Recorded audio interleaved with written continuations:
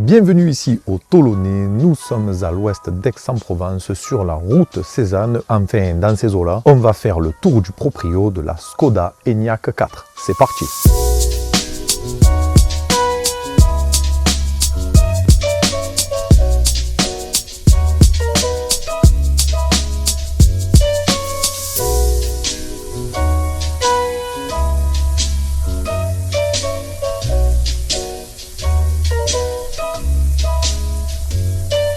Salut tout le monde, c'est Slyjin pour une toute nouvelle vidéo. Aujourd'hui, une nouvelle voiture issue d'un des groupes automobiles les plus tentaculaires, j'ai nommé le groupe Volkswagen. Et c'est aujourd'hui l'ex-vilain petit canard du groupe qui est à l'honneur. Ex car on a affaire, et je n'ai pas peur de le dire, au meilleur SUV familial électrique 5 places du groupe.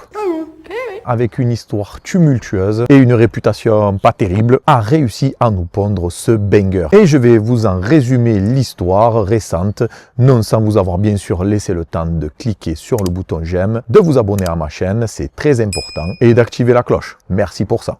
L'image de Skoda, c'était pas trop ça à la base. Voiture robuste, fiable, économique et durable, certes, mais elles étaient surtout perçues comme vieillottes et pas très audacieuses niveau design. Ouah, c'est laid! De ce fait, la clientèle de la marque, elle était surtout constituée de personnes âgées en quête de robustesse et de fiabilité à bas coût. En Azerbaïdjan?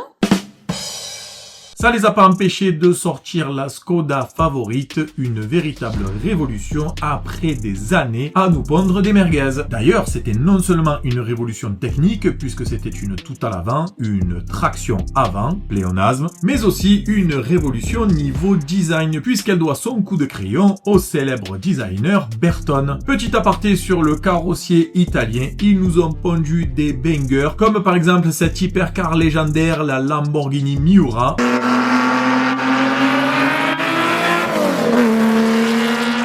ou encore la bestiale Lancia Stratos.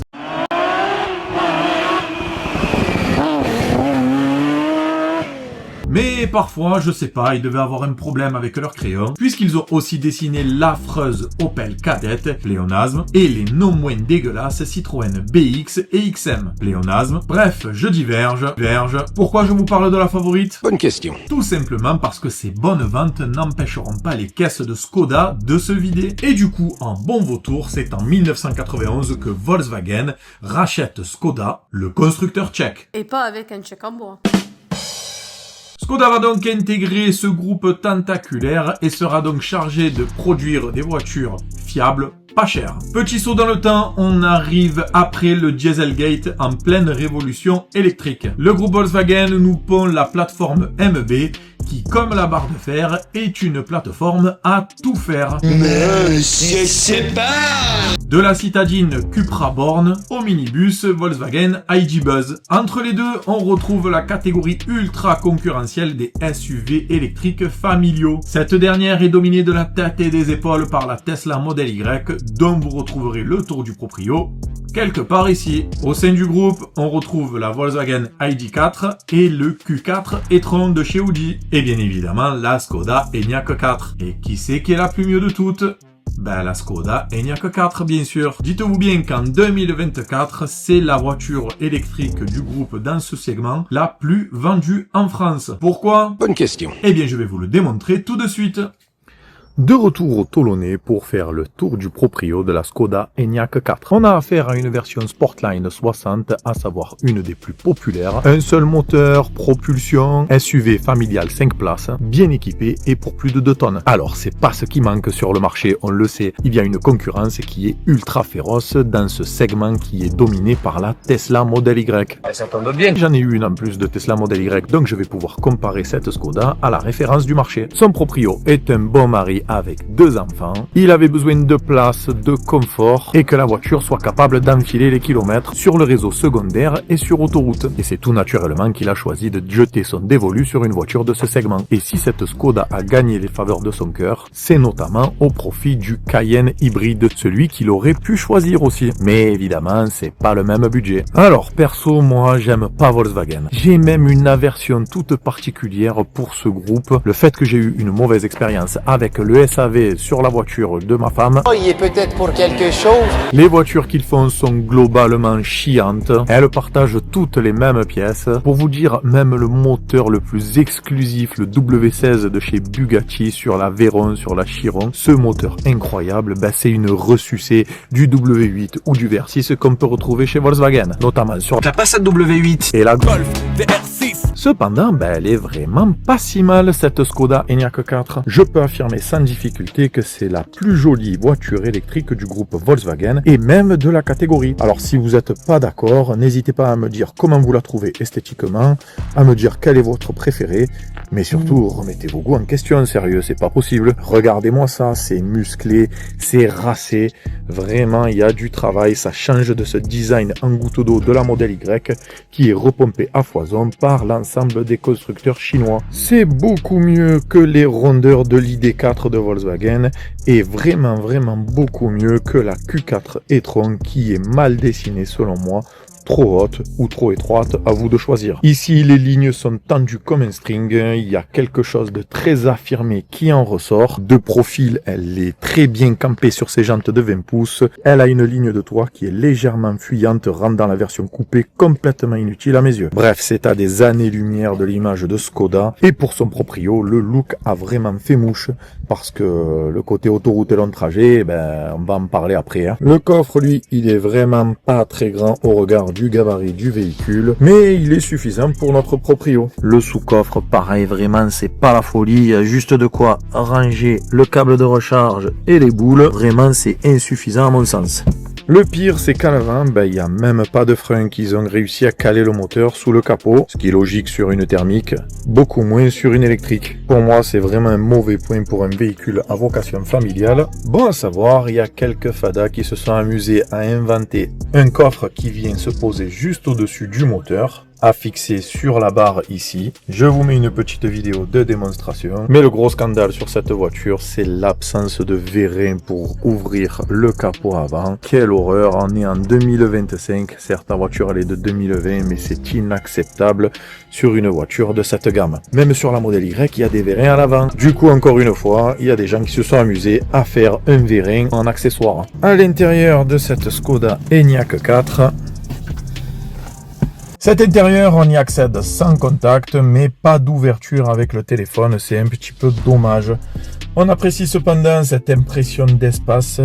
Vraiment, on ne se sent pas à l'étroit, les surfaces vitrées à l'avant, elles font le job, il n'y a pas de souci, c'est suffisamment lumineux à l'avant, beaucoup moins à l'arrière, vu que le ciel de toit est noir et il n'y a pas de toit panoramique. La planche de bord est joliment dessinée, suffisamment épurée. J'aime bien, franchement, c'est sympa.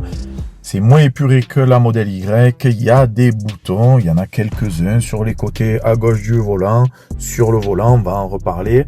Moi perso, j'adore l'écran derrière le volant. Certes, il est vraiment pas grand, il est tout petit. Comme ma bite. Mais il est lisible et lumineux. Juste positionné sous une casquette, histoire de gagner en visibilité. On note la présence de petits boutons raccourcis sous l'écran. La qualité est pas top au toucher, c'est pas agréable, c'est vraiment du plastique dur. Mais ils ont le mérite d'exister, contrairement à la référence du marché, où il faut beaucoup trop souvent passer par l'écran central. On repasse un petit coup sur le volant, il est café de boutons. Il gagnerait à avoir un petit peu plus de simplicité à ce niveau-là. Le dessin global est sympa, c'est du 3 branches classique avec une petite touche d'aluminium par-ci par-là. Je trouve que tout est jeté un petit peu vers le bas du volant, histoire d'avoir une grande ouverture en haut. Mais vu que l'écran est tout petit, je vois pas pourquoi. La jante, elle est fine. Je trouve qu'ils auraient pu lui donner un peu plus d'épaisseur pour une meilleure prise en main. Et on a un petit méplat tout en bas pour faire sport. Normal, c'est une Sportline. Logique. Pour ce qui est de l'infotainment, il est bien. Il est meilleur que celui de la BMW X2 que j'avais testé. Vous retrouverez la vidéo sur ma chaîne. Les icônes sont grandes et plus facilement accessibles, mais on est loin de la rapidité et de l'ergonomie de la Tesla Model Y, encore une fois. Encore. Qui fait référence dans le domaine. Mais celle-ci a au moins l'avantage d'avoir l'Android Auto CarPlay. Et ça, c'est beau. L'écran fait 13 pouces, ça suffit là largement, c'est déjà très grand. La sono est de plutôt bonne facture, ça permet à notre proprio d'écouter du IAM sans problème. On a en dessous un double chargeur à induction comme sur la Tesla Model Y. Encore. Des portes gobelets, levier de vitesse, le frein de parking dégueulasse qu'on retrouve sur toutes les voitures Volkswagen maintenant, et un vide-poche. L'arrière, franchement, on y est bien, ça se passe super bien. Il y a du confort pour 3, ça passe sans problème même sur les longs trajets. Pour les familles, on a aussi 2 isofix, très important pour la sécurité. Allez, démarrage en douceur, on va quand même s'attacher. On va se mettre de suite en mode break pour tester un peu le frein moteur de la voiture. Bon, je vous ai épargné le traditionnel démarrage à froid, c'est une électrique, ça fait pas de bruit forcément. Le proprio de la voiture m'a présenté la voiture comme étant une voiture très confortable et pas du tout sportive. Alors c'est normal, me direz-vous, on a un moteur de seulement 180 chevaux. Le confort acoustique est très présent, vraiment, à voir à plus haute vitesse, mais son proprio me l'a affirmé, les bruits d'air, les bruits de roulement, il y en a pas tant que ça. Franchement, c'est plutôt bon signe. 180 chevaux, c'est bien, mais pas top. Surtout sur une voiture de plus de 2 tonnes. Ça pousse à une conduite qui n'est clairement pas dynamique. Mais magie de la fée électricité, on a 310 Nm de couple. Pour vous donner une idée, c'est l'équivalent d'une M3 E36 de première génération, qui était à l'époque une véritable sportive. Résultat,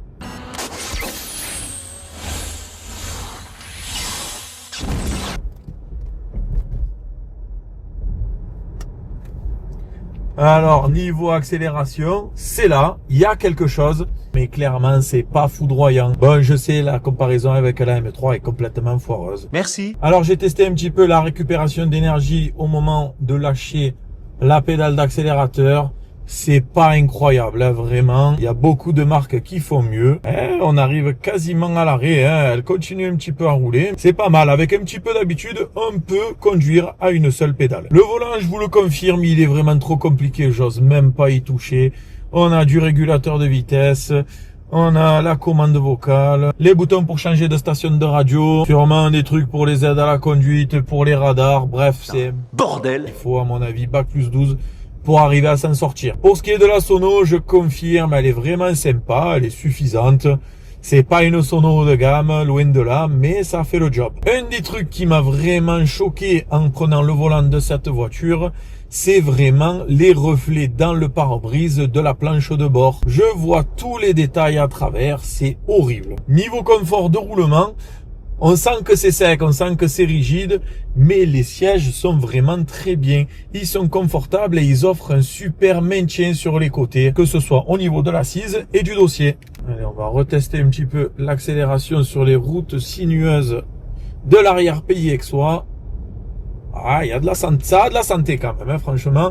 Je sais pas ce que ça vaut une fois chargé avec femme, enfant et les bagages, mais pour une utilisation familiale, c'est largement suffisant. Les rétroviseurs, très bonne vision sur les côtés, vraiment, rien à dire. Même le central fait le job. Un gros défaut qui a été pointé par le proprio de la voiture, c'est son freinage. Rendez-vous compte, sur une voiture aussi moderne, on a des tambours à l'arrière. Je te demande pardon? Les tambours, pour vous la faire simple, C'est de la merde. et du coup, ça ne fait que ralentir seulement la voiture. Je sais pas comment vous l'expliquer, mais les disques ont une vraie bonne attaque, un vrai mordant. Et ça, pour arrêter un véhicule de 2 tonnes, c'est efficace. Pas les tambours. Ça a aussi un gros impact sur l'endurance du freinage. Dites-vous que si vous descendez un col de montagne un peu énervé, dites adieu à vos freins sur la fin de la descente. Il y a vraiment 2 tonnes et des freins tambours. C'est honteux. Cette voiture, elle est clairement destinée à un usage tranquille, cool, pépère. L'autre très gros défaut de cette voiture, c'est le combo autonomie, puissance de recharge. Son proprio me l'a affirmé. Elle fait pas plus de 300 km au quotidien et 200 km sur l'autoroute. Et comme dirait Homer Simpson, C'est nul. ça aurait pu passer s'il y avait de la puissance de recharge. Mais on est ici limité à 120 kW de puissance maximale. C'est nul. Le seul truc qui la sauve sur ce point, c'est sa consommation qui est très raisonnable. Entre 16 et 17 kWh. au 100, ce qui la met à peu près au niveau d'une Tesla Model Y. Encore Encore un bon point pour cette voiture, malgré ses 4 années maintenant, cette voiture ne lui a toujours pas fait de problème. Aucun souci, pas de panne et un seul entretien constructeur préconisé sur ces 4 années. Franchement, pour le même prix que l'ID4 et pour moins cher que la Q4 e-tron, il n'y a pas à hésiter une seule seconde et les acheteurs ne s'y sont pas trompés puisque c'est elle l'électrique la plus vendue du groupe. La finition Sportline est vraiment sympa esthétiquement parlant, mais par pitié prenez la plus grosse batterie qui bénéficiera en outre d'une plus grosse puissance de recharge. Voilà, c'était Slide In pour ce tour du proprio de la Skoda Enyaq 4. Sportline 60. Je remercie infiniment son proprio de m'avoir confié son véhicule. Vraiment une bonne pioche, j'aime bien, malgré mon aversion pour le groupe Volkswagen. Et nous, on se retrouve au bureau. De retour au bureau pour faire le bilan de ce tour du proprio de la Skoda Enyaq 4. Vous l'avez compris, malgré tout mon amour pour le groupe Volkswagen, ironie, j'aime bien cette voiture, et souvent pour les mêmes raisons que son proprio. Son principal atout, c'est son design. C'est pour moi la plus belle voiture de ce segment et je suis pas ouvert au débat. Ses lignes sont carrées, musclées, et elles font fi des contraintes aérodynamiques qui poussent tous les constructeurs chinois par exemple à faire ce fameux design en goutte d'eau. Du coup, la Skoda Enyaq 4 elle ressemble à une vraie voiture, enfin à une voiture normale quoi. En plus de ça, elle est bien dessinée à l'intérieur, elle est confortable, elle dispose d'un écran pour le conducteur derrière le volant. Et ça c'est beau. Un coffre arrière largement suffisant et de l'espace aux jambes pour les passagers. Magie de l'électrique, le moteur est bien évidemment silencieux. On perçoit très peu les bruits de roulement grâce à une bonne insonorisation. Et surtout, on a de bonnes reprises malgré la faible puissance du moteur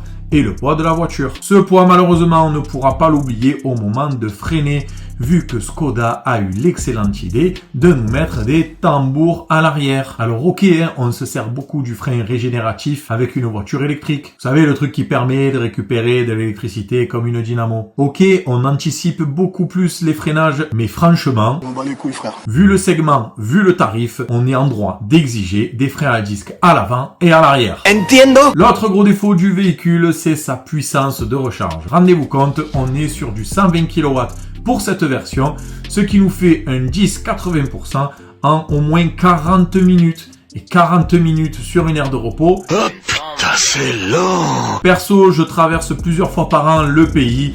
Il est hors de question que je me contente d'une voiture à 120 kW de puissance de recharge. Mais franchement, pour le quotidien, ça passe. Aujourd'hui, la Skoda Enyaq 4 a été restylée, la version de base et la version coupée. Donc si on veut avoir exactement la même que celle que j'ai essayée, il va falloir se tourner vers le marché de l'occasion. Et là, bonne surprise, à l'heure où je vous parle, on en trouve en dessous des 20 000 €.